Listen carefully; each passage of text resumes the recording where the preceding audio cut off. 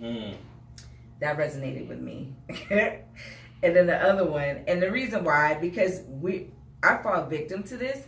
Certain people look at me and assume that I have an attitude. What? You're so petty. You're so... He know it too. He knows it. They don't know you well.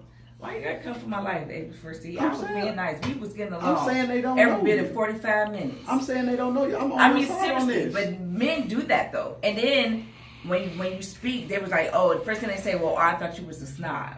Oh, wow.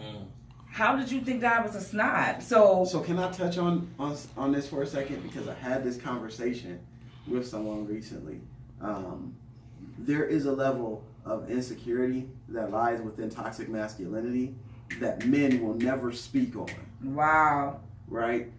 Because the idea that a woman will be like a snob, right, or stuck up or something, is a direct reflection of our feeling of inferiority to that woman. Right? Because in general, why would someone be a snob to you? Right. Because they feel they're superior to you. Wow. Right? There is a level of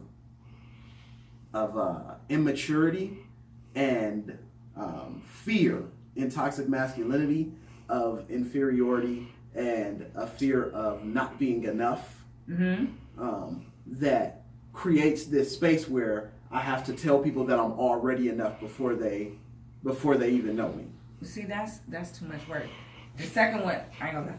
The second one is my looks will not be the center or the central standard by which my worth is valued by members of the opposite sex. And that is so real. My look, like I have heard so many men that would bypass a certain woman if she looked a certain way. If that's her real. hair is in a natural state, or if she doesn't have the latest gear, or matter of fact, if she's too trendy, if she's not homey looking, they won't look at her. And basically, this is the issue for me. Why will my looks centralize my standards for me? Like, why you have to look at me in a certain aspect by being a black woman, first of all, for one. And the other one you have was the commercial look for being a black woman. This is another one. I have the ability to find black women's beauty by European standards in terms of skin tone, hair, body size. In comparison, black women rarely define me by European standards of beauty in terms of skin tone, hair, or body size. And that's real. Black women always have to remarket themselves. Not even on purpose, though. Because we get into the point of some women want to attract men. Now we forget black men. It's just now we just want to attract men, period. Because we have been so often ignored. So now you're kind of finding yourself revamping your look all of the time to be attractive against this commercial look of being black.